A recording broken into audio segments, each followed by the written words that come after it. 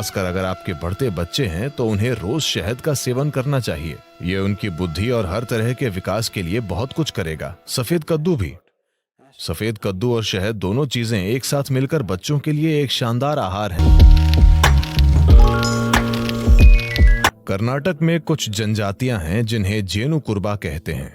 जेनु कुर्बा यानी वे शहद इकट्ठा करते हैं। कुछ समय पहले मुझे उनके साथ कुछ समय के लिए रहने का मौका मिला था। उनका आहार कुछ ऐसा है।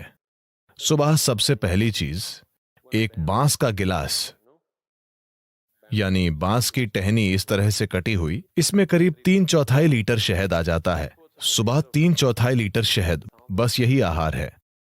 आप सुबह 3/4 लीटर शहद पीते हैं और फिर आप जंगल में चले जाते हैं। एक दिन में आप आसानी से 30 से 40 किलोमीटर चलते हैं और आप कम से कम 50 पेड़ों पर चढ़ते और उतरते हैं,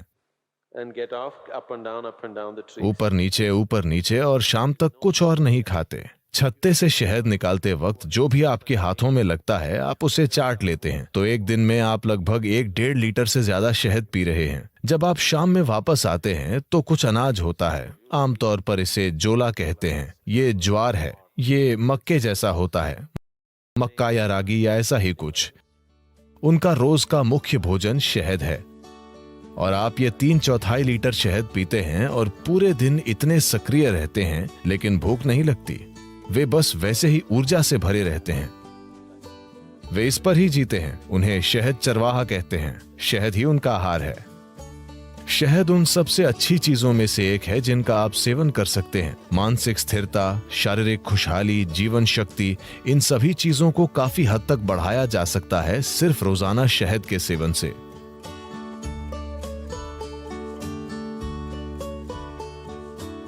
शहद इस धरती पर पाया जाने वाला इकलौता पदार्थ है जिसकी रासायनिक संरचना लगभग इंसान के खून की संरचना की तरह है। अगर आप कुछ चीजें बदल दें तो ये लगभग खून जैसा है। शहद का दैनिक सेवन आपके स्वास्थ्य के लिए बहुत कुछ कर सकता है, खासकर वो लोग जिन्हें अधिक बलगम की समस्या है। यह आपके दिल के लिए बहुत अच्छा है, आपके दिमाग के लिए अच्छा है, यह आपके मन को सतर्क रखता है और ये बहुत ऊर्जा देता है। तो हर दिन शहद का सेवन बहुत कुछ कर सकता है। खासकर अगर आपके बढ़ते बच्चे हैं तो उन्हें रोज शहद का सेवन करना चाहिए। ये उनकी बुद्धि और हर तरह के विकास के लिए बहुत कुछ करेगा। सफेद कद्दू भी।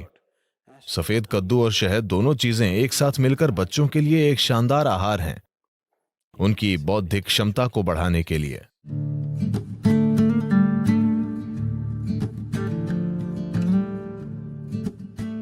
अगर आप शहद को पकाते हैं तो वो जहरीला बन जाएगा।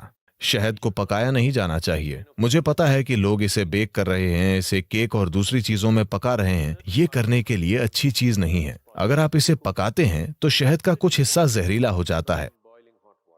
आपको इसे हल्के गर्म पानी में डालना चाहिए, उबलते गर्म पानी में नहीं। अगर आप इसे गर्म पानी में डालते हैं तो ये एक प्रकार का एंजाइम तैयार करता है जो शहद में एक खास तरह का बर्ताव करता है, जिससे इसमें शरीर से वजन हटाने की प्रवृत्ति आ जाती है।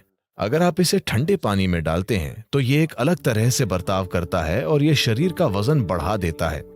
ऐसा नहीं है कि कुछ चम्मच शहद जो आप ले रहे हैं उससे आपके शरीर का वजन बढ़ रहा है। आपके सोखने की दर ऐसी हो जाती है कि आपका वजन बढ़ सकता है। तो शहद के सिस्टम पर अलग अलग असर होते हैं। अगर इसका यूं ही सेवन किया जाए तो इसका एक तरह का असर होता है। अगर इसे ठंडे पानी के साथ लिया जाए तो इसका अलग असर होता है। अगर इसका सेवन गर्म पानी के साथ करें तो इसका अलग तरह का असर होता है। हाँ, हम इसका सेवन गर्म पानी के साथ करना चाहते हैं क्योंकि हम चाहते हैं कि सिस्टम खुल जाए। हाँ, हम इसका सेवन गर्म पानी के साथ करना चाहते हैं। अगर आप सिर्फ सेहत बनाना चाहते हैं, जैसे अगर कोई एनीमिक महसूस कर रहा है, एनीमिया का मतलब है एक स्तर पर खून में लोहा कम हो गया है, मतलब आपकी ताकत कम हो गई है, ठीक है? आपके शरीर की मजबूती कम हो गई है। आप थकावट महसूस करेंगे, बिना किसी कारण के थकावट, क्योंकि जब जरूरी लोहा नहीं होता है तो शरीर के हिस्सों तक ऑक्सीजन ले जाने की आपकी क्षमता कम होती है। इसका मतलब है कि आपका शरीर, आपका दिल, आपका मस्तिष्क सब कुछ कम स्तर पर काम करेगा क्योंकि आपके पास पर्याप्त ऑक्सीजन नहीं है। तो इसे ठीक करने के लिए एक आसान चीज यह है कि आप रोजाना गर्म पानी में थोड़ा सा शहद मिलाकर पिएं।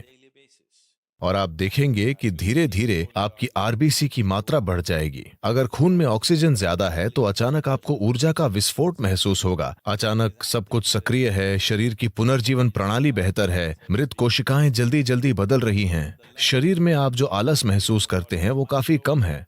मन में आप जो आलस महसूस करते हैं वो काफी कम है। तो शहद का सेवन रक्त संचार प्रणाली में एक तरह का संतुलन लाएगा, जो योगाभ्यास करने वालों के लिए बहुत ज्यादा जरूरी है, क्योंकि आप कुछ तरीकों से शरीर को सीमाओं से आगे धकेल रहे हैं। तो खून की केमिस्ट्री को संतुलित रखना, खून को शुद्ध रखना, ये शहद के नियमित सेवन से निश्चित रूप से होगा। और जो योग अभ्यास करते हैं उनके लिए ये बहुत जरूरी है। और हल्दी से भी ऐसी ही चीजें होती हैं। ये खून को शुद्ध करती है और ये आपकी ऊर्जा में हल्की पारदर्शिता लाती है। हल्दी एक ऐसा पदार्थ है जो न केवल शरीर पर काम करता है, ये ऊर्जा प्रणाली पर भी काम करता है। और शहद भी ऐसा ही है, इसका प्रभाव आपकी ऊर्जा प्रणाली पर भी पड़ता है। शहद आपको अधिक जीवंत बनाता है।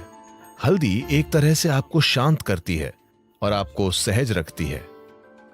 सुबह आप थोड़ा सा शहद, नीम और हल्दी लेते हैं, तो नीम और हल्दी का सेवन थोड़े से शहद वाले पानी के साथ, इसमें शहद बहुत कम होना चाहिए, थोड़े से शहद वाला पानी, इन सभी का साथ में सेवन करना सिस्टम को साफ करने का एक अच्छा तरीका है। इससे सिस्टम में फैलाव आता है, ताकि जब आप साधना करते हैं तो एक चीज ये है कि ये मांसपेशियों में लचीलापन लाता है।